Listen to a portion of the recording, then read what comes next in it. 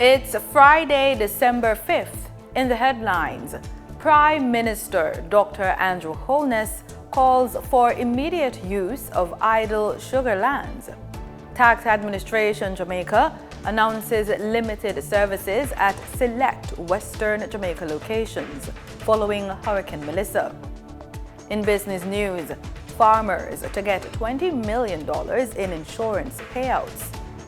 Regionally, Trinidad and Tobago hosts high-level SIDS meeting on climate and development. And in sports, coaches appointed for Jamaica's national football teams.